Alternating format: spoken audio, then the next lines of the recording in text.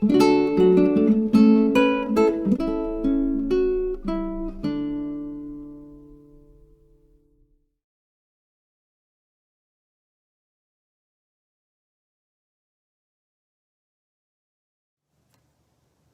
morning, everyone. We're here on this Wednesday morning, reading from the book of the prophet Ezekiel, chapter 9, verses 1 through 7, and chapter 10, verses 18 through 22. The Lord cried loud for me to hear. Come, you scourges of the city. With that I saw 6 men coming from the direction of the upper gate, which faces the north, each with a destroying weapon in his hand. In their midst was a man dressed in linen, with a writer's case in his waist, a writer's case at his waist. They entered and stood beside the bronze altar. Then he called to the man dressed in linen, with the writer's case at his waist, saying to him, Pass through the city, through Jerusalem, and mark a tau on the foreheads of those who mourn and groan over all the abominations that are practiced within it. To the others I heard the Lord say, Pass through the city after him and strike. Do not look on them with pity, nor show any mercy. Old men, youths and maidens, women and children, wipe them out.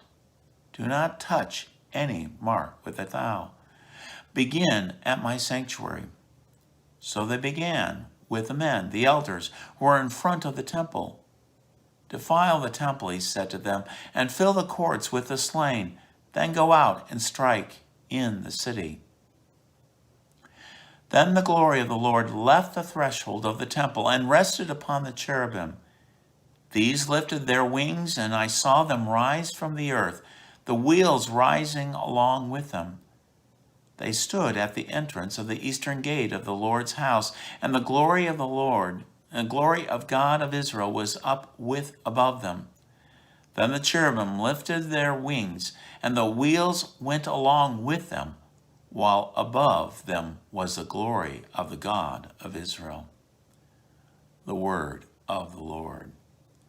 Thanks be to God.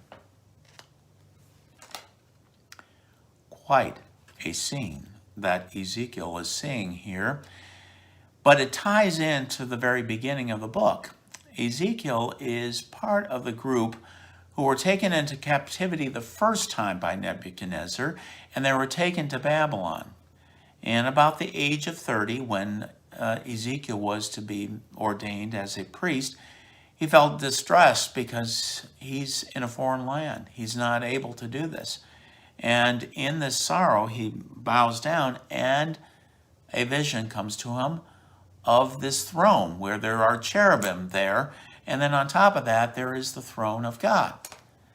And it was kind of perplexing. Why in the world is he seeing this here in the land of Babylon? Why is this here? And after this, then there comes kind of the unfolding of this in a form of a vision. And we see this here in this chapter. It's kind of a pivotal one in the book, where you see there is this command to Ezekiel, listen to what is being said here. And it says, Come, you scourges of the city. 6 men are coming to the city of Jerusalem. Now bear in mind what's happening right now. Ezekiel's in captivity in Babylon. Meanwhile, back in Jerusalem, they have a puppet governor that's there, put in place by Nebuchadnezzar.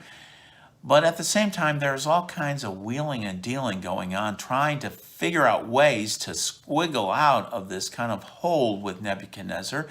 So they're making deals with places up north. I'm trying to think. Sidon is one of them.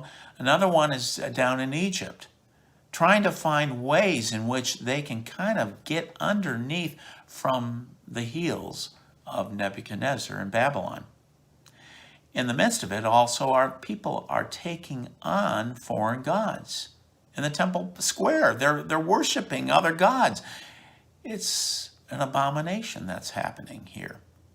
So these 6 men are coming to bring down judgment on Jerusalem.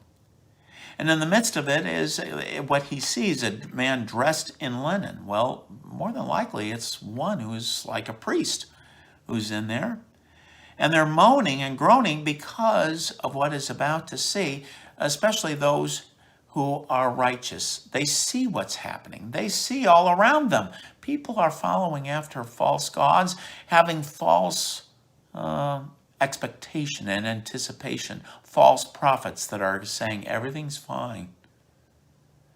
So there is a chastising that's going to happen. But he says, don't touch the ones with a towel on their forehead. Isn't that interesting? It's kind of like a cross, isn't it? Pass by them, but you strike everyone else. Show no mercy. Then he sees the next stage where there is the glory of the Lord as from the threshold, rested there, lifted up on these wings, along with these wheels that are underneath. And they lift up from the temple and leave there and from the gate of the city. And that's where it finally rests back in Babylon. Interesting. As if God is saying, yeah, there's going to be chastising, there is going to be a scourging, but I haven't left you.